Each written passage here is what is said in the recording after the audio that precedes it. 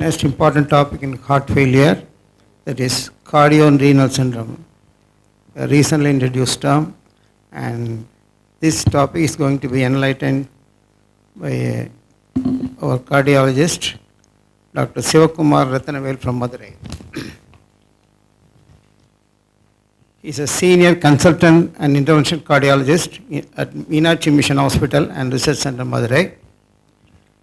And he has so many feathers in his cap. He has performed so many rare interventions like impella-guided high-risk PCI and leadless pacemaker. And he is also a principal investigator for more than 15 trials of both international and national clinical trials. With this brief introduction, I hand over the mic to. The topic is on Cardiorenal Syndrome. I think a lot of physicians here, so it will be very useful, particularly backed by a heart failure talk. Any heart failure patient who overdiagnosis can expect this syndrome to set in. There is always an interplay between heart and kidney, particularly when they are inside. The release of inflammatory and fibrotic and uremic toxins from kidney, leading on to this medical condition called as Cardiorenal Syndrome, characterized by bidirectional relationship between heart and kidney dysfunction. Syndrome can occur in patients with both acute and chronic heart failure and is associated with increased morbidity and mortality. In Cardiorenal Syndrome, dysfunction in one organ can lead to dysfunction in the other, with each organ contributing to and exacerbating the dysfunction of each other. The syndrome is classified into 5 subtypes. Why they classify into different subtypes are to understand the mechanism better, and the treatment options may differ. So first 2 we will call it as cardiorenal, and 3 and 4 we will call it as renocardial. So if you call the initial 2 as cardiorenal, so the initial insult is for the kidney, the impact is on, initial insult is on the heart, the impact is on the kidney. In 3 and 4, the primary insult is by the kidney and the impact is on the heart. 1 is acute and 2 is chronic. Similarly in 3 and 4, 3 is acute and 4 is chronic. There are some other systemic conditions unrelated to heart and kidney can damage both, and this syndrome can set in. So we need to recognize those entities also. If I call this acute cardiorenal syndrome type 1, which is basically acute decompensated heart failure causing AKI, in which there will be a elevation of cardiac biomarkers like BNP and elevation of creatinine. The same scenario, if it is in a chronic, it is CRS2. Similarly, in an AKI, setting up a hypertensive pulmonary edema, then you call it as type 3. Again, there will be elevation of BNP and creatinine. CKD, if it is leading on to chronic heart failure, then it is type 4. Syndromes like sepsis, when they insult both heart and kidney, you call it as type 5. In all the entities, you need to demonstrate there are biomarkers which is confirming the injury of heart, there are biomarkers which is confirming the insult to the kidney. So if you apply the diagnostic criteria for acute kidney injury either by Rifle criteria or by Akin criteria, drop in eGFR by more than 25%, rise in creatinine by more than 1.5 times or more than 0.3 milligram deciliter, reduction in urine output by more than 0.5 ml, less than 0.5 ml per kg per hour for more than 6 hours. These are the entities to diagnose AKI. If you look at someone of cardiorenal syndrome, after raised creatinine, then it is too late. You will be missing potential 48 hours of so-called late window of opportunity to detect them early and treat them. Whereas if you take the certain markers like NGAL, cystatin C, interleukin 18 and other markers, which I am not very much clinical use, but I know NGAL and cystatin C is very much useful, which anybody can order for it and you can get the values, can detect as early as within 24 hours and you can prevent the progression of this syndrome. So it is early to detect and fix this syndrome.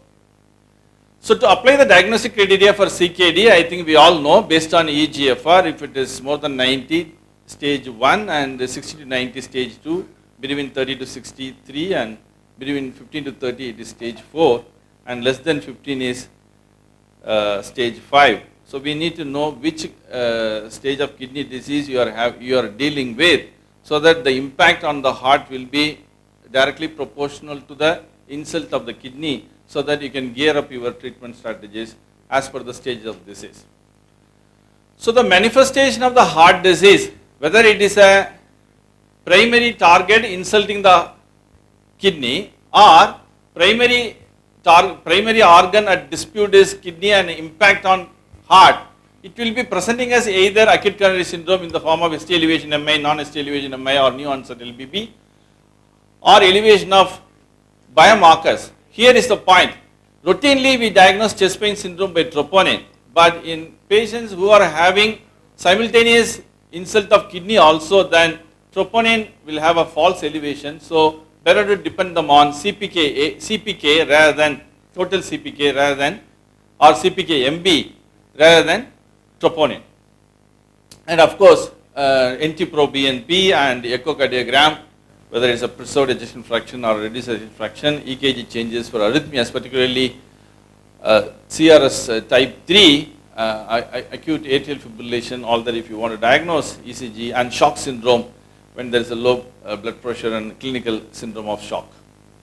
So symptoms could be ranging from shortness of breath to edema to fatigue, nausea, vomiting, reduced output, hypertensive edema, flood lungs, chest pain, irregular heartbeats, mental obdentation, loss of appetite. So it could be referring to either uremia or it could be referring to either insult on the heart and the symptoms of shock syndrome. Risk factors, of course, advanced age, uncontrolled hypertension, diabetes, obesity, ongoing smoking, chronic kidney disease, drugs, acute heart failure, particularly in a decompensatory phase, chronic heart failure, not on guideline-directed medical therapy, all that can lead on to. And this is one important non-invasive measurement which can be done in an AE by just ultrasonography. The plethoric oversized IVC and non-collapsible IVC clearly tells it is a heart failure or a CRS of starting from kidney and leading on to fluid overload. And similarly, lung ultrasound by the Kerley lines, B lines, 2 or more in a bilateral lung zones, which is diagnostic of pulmonary edema, with a B line score cutoff of 15, it is significantly correlated with lung congestion. This is another way of non-invasive. Just connect the electrodes to the wrist and ankle, connected to the 50 kilohertz current. You can detect the total body water. And this is another non-invasive monitoring. Just connect the transducer to the Foley catheter and assess the intravesical pressure or intra-abdominal pressure. If the intra-abdominal pressure is more than Hg, then it denotes worsening renal function. So when you are giving a patient with cardiorenal syndrome with elevated intra-abdominal pressure of more than 7 mm, with this device monitoring the intravesical pressure, now you are giving a diuresis. Then if the pressure drops, so you are giving adequate diuresis without worsening the renal function. So it is a very non-invasive way. And this is one by Champion Trail, where PA pressure monitoring and giving diuresis related to low hospitalization and low mortality. So the treatment could be starting with the drugs, lifestyle changes, dialysis, cardiac procedures, kidney transplant, and treating underlying medical conditions. And in CRS type 1, which I enumerated earlier, it can, acute heart failure can manifest as hypertensive pulmonary edema, decompensated heart failure, cardiogenic shock, or predominant right heart failure. So this is how the interplay is. The failing heart, by releasing the hemodynamic mechanism by low cardiac output, or by contrast during angiogram, AC inhibitors and over diuresis, or due to sympathetic overactivation, or due to activation of the renin-angiotensin system, or due to release of BNP, or due to immune-mediated damage, has now vasoconstriction, renal hypoperfusion, reduction in EGFR, AKI, which gets expressed in the biomarker form like elevation of NGAL and cystatin C. So this is how an acute heart failure ending up as an acute AKI by pluripotent mechanisms. So you can gear up your decongestion therapy, you can consider traps, you can consider vasodilators, you can consider mechanical circulatory supports, something Madhu Sridharan was talking about in his case in an acute MI, multivessel PCA, ongoing cardiogenic shock. He was contemplating for intra-aortic balloon pump, but patient recovered because of the early revascularization. So particularly physicians, when they are managing heart failure in ICU setup, when there is a over diuresis, this IBC assessment size and compressibility will help you whether you are doing a over diuresis. When you are doing a over diuresis, then you will end up in now AKI.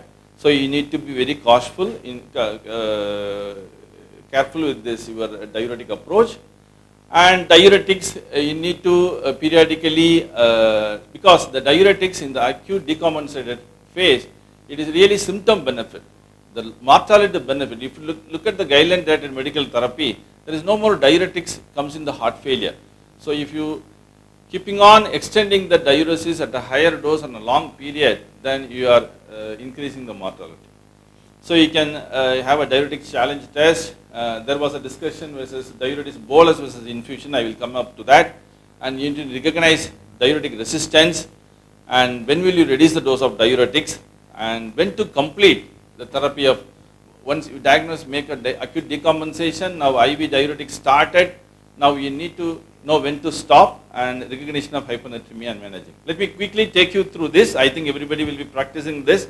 Some bolus of 40 to 80 mg loop diuretic, somebody is getting 40 mg of Lasix BD, then if they get admitted with the decompensation, sort them of 100 mg twice daily.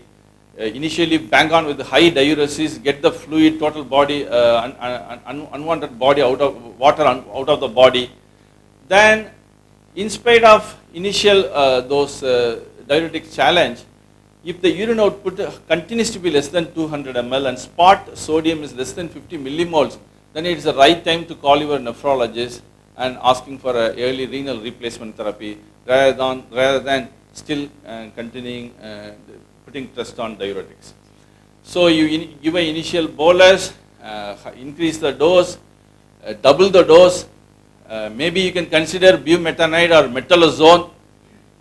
In spite of that, if it is urine output is not happening, then better to consider an additional diuretic. And in spite of considering additional diuretic, still urine output is not happening, then this is the time you need to consider some vasoactive supports to enhance the blood pressure, dopamine or dopamine. Even then doesn't work, then it's a time to consider renal replacement therapy, so-called CRRT. So here comes this is a famous trial which compared intermittent diuretics versus, the conclusion was both are same, it is only the convenience of the individual physician. But as a cardiologist, we are more comfortable with the continuous infusion because you can operate at the lowest possible dose. It is good in a hemodynamically unstable patients. And as Madhu said, the ototoxicity less with continuous rather than intermittent bolus. So when you start a continuous infusion, the way to start with, kickstart with the initial bolus, some 40 or 60 or 80 or 100. Then start an infusion ranging from 5 mg per hour to 30 mg per hour, titrate the dose. You may consider adding bumetanide also initially, metalazolone also is available as Metos. Zytanix is another agent, 5 mg quantum daily to BD, but quickly you should drop it to just try for 5-7 days. And diuretic resistance also one should be aware, even though it is a nephrologist's job, I think we cannot ask everything depend on nephrologist. Intensively, somebody who is managing ICU should know what is diuretic resistance. This can be at the level of pre-renal, at the level of loop of Henle, pre-loop of Henle, loop of Henle. The loop of Henle resistance is typical of a loop diuretic and post-loop of Henle. So if you identify where exactly, you can take necessary measures. So to overcome the diuretic resistance, you can ensure salt-restricted diet, you can correct hypoalbuminemia, avoid NSAIDs, increase the dose and frequency of diuretic, consider infusion, add metalazone, as I said earlier, hypertonic saline ultrafiltration. So we need to know when to continue with the diuretic. Mild increase, I think you are not penalized for little over diuresis, but keep on venturing on over diuresis. If the real further increase in serum creatinine, IVC is collapsing, intravascular volume is depleted, then transient discontinuation of diuretic and starting a vasoactive agent is not a bad idea. and particularly when the serum creatinine is rising more than 30%, drop in systolic BP less than 80, heart rate more than 120. These are all the situations I will transiently interfere with diuretic. Then once in a decompensated heart failure, we are very sure a patient admitted with a weight of 70 kg with the initial diuretic doses. Now in couple of days his weight is now 60 kg. That is called as a dry weight. We need to maintain that. Even an outpatient visit, if he maintains that dry weight, then it is a time to call off his diuretic. Then you move on to now guideline directed medical therapy, like as Madhavan said, out of the 3 SGLT2. SGLT2 also diuretic, MRA also diuretic, sacubitril also diuretic. So instead of venturing on loop diuretic, these GDMT guideline directed therapies itself, they have some diuretic potential. You purchase on those diuretic effect. And hyponatremia is an important complication of over-diuresis. It could be dilutional hyponatremia where the diuresis is the only way to go. And you need to restrict the water. Vasopressin may be, tolvaptan may be useful. In depletional hyponatremia, maybe ADNA, sodium replacement may be of useful. But the bottom line is, I heard from my nephrologist, he was sued for a rapid correction of hyponatremia resulting in pontine myelinolysis. So you need to correct not more than 10 millimole liter per day. So you have to be very slow in correcting the hyponatremia. So this is ultrafiltration against diuresis. I think our nephrologist has done pure water removal from the body. There are some advantages of ultrafiltration over diuresis, like no direct neurohormonal activation, removal of only plasma water, precise control of rate and amount of fluid removal. You can exactly fix it. Restoration of diuretic response. There is nothing called as diuretic resistance here, but you need a central venous catheter, you need an anticoagulation, you need an extracorporeal circuit. So there is a low cardiac output, there is a high systemic vascular resistance in a so-called Cardiorenal Syndrome. Then you can consider inotropic agents, and sometimes when there is a normal SVR with low cardiac output, catheter-based LV assist devices also, impeller-like devices also may be of use. Like cardiologists doing cardiac assist, ventricular assist devices, there is a future coming up on assist devices for the kidney also. They are called as pullers and pushers. Puller, I mean renal assist devices to decrease the renal venous congestion, so-called decrease the renal afterload.